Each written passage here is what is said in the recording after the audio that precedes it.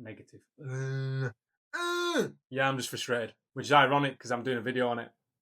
Have you ever felt so frustrated that you just want to hide, shut down, or hibernate? Something in work, relationships, or life in general just not going the way you wanted it to be. And as a result, frustration rears its ugly head. I was there this week. I'm going to tell you exactly what caused this frustration and the 3 simple steps that I used to reset my mind, body, and spirit to ensure that frustration didn't get the best of me.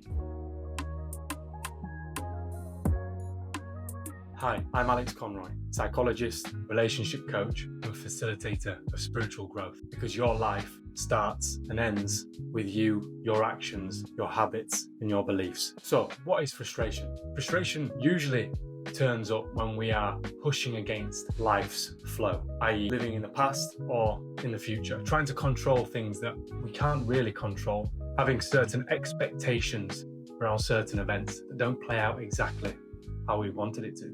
Frustration is a state where we are either trapped in the past or the future, mulling over situations and scenarios that we can no longer impact, or situations and scenarios that haven't even happened yet, may never happen.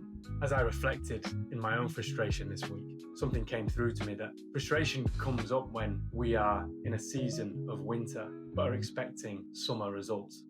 But nature never rushes. Trees don't panic in the winter thinking they failed, where their leaves drop, change colour, and their twigs and their branches become bare.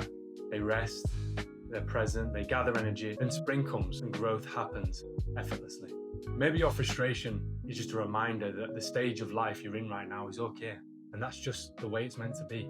Surrendering and releasing what life has to offer, rather than pushing and resisting, trying to control things that are out of your control. A number of feelings became present for me this week as frustration came into my life, mainly anger, unease, unrest, just overall dis-ease with the moment that I was in, the present moment, when in reality, that is the only moment that exists. And I was worried about something that happened in the past that I could no longer impact in any way, shape, or form. Now, it's easy for me to say all this when I'm not in that situation right now, in hindsight.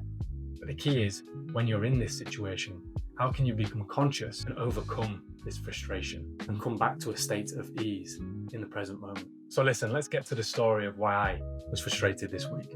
Hopefully it doesn't bring up any frustrations of the past, but here we go. This week, I've been working on a particular project, and a client told me, in confidence 3 weeks ago, a particular job was going to come through. Not only would this job have helped the company, my company, but also the people that worked with me. And then at the final hour, this person pulled out. And this is where frustration came in. At the time, I was saying to myself, okay, just release it, let it go. If I didn't embody that, if it was just a thought, those feelings of frustration are still going to be there. And they were there. When I arrived home, I felt in a whirlwind of emotion, of thoughts, all stirred by the feeling of frustration, going round and round and round in my reality. So, how did I get myself out of this spiral of frustration? Well, with 3 simple steps. Number 1, acknowledging the feeling. Don't resist it. You've probably heard of the term, what you resist persists. And in this case, and with anything, it's the same with frustration. I sat with it and asked myself, can I control the outcome? Absolutely not. And make peace with the fact that that's the way it is. Put it to a side and move on. You have to acknowledge the feeling. Recognize it's there. Understand it. Have you ever laid in bed at night, not being able to sleep, and all you're thinking is, please get to sleep, please get to sleep. And you can't, right? Because you're resisting the feeling. It's the same with any emotion, including frustration. Acknowledge it. Recognize it's there. Ask yourself, can I control this situation? If it's a no, then you have to move on. Have peace with that. Make peace with that. This can't be a thought on the bus, on the train, in the car on the way home when everything else is stimulating your attention. In the quietness of your own home. Take a seat in nature. Take a seat at your dining room table. Just write down, can I control this? If you can't, then you have to let it go. Another analogy, have you ever been to the beach where the waves are quite high, quite strong, dangerous, but you're still going anyway? Have a little swim. There's 2 scenarios that usually happen. The first, you stand in front of the roaring waves and it hits you and takes you under, tumbles you around, throws you about under the water for what seems like an eternity until you come back up for air. Or you have the other option. When the wave is coming closer and closer, you simply place your head under the water, curl up into a ball, and allow the waves to pass through. Emotions are like waves. When we fight them, they crash harder. We allow them, they pass through, and the sea calms again.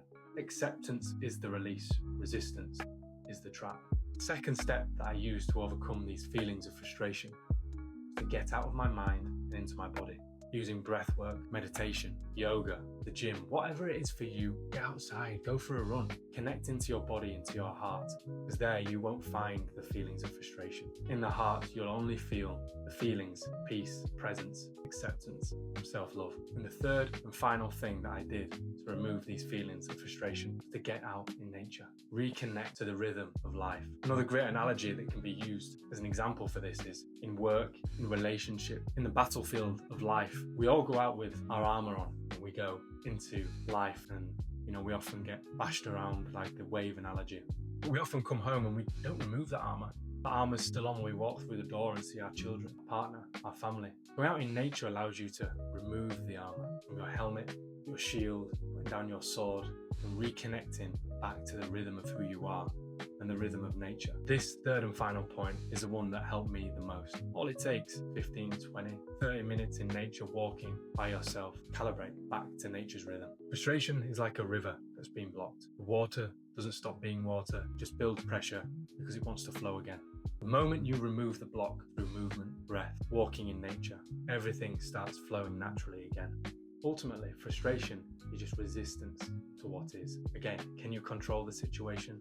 If you can't, let go. Then once you've let go, breathe, move, then go out in nature, take off your armor, and be at one with all that is, an acceptance of the present moment. And watch your frustration evaporate as a consequence. Your life starts with you. And what better way to change your life than starting today?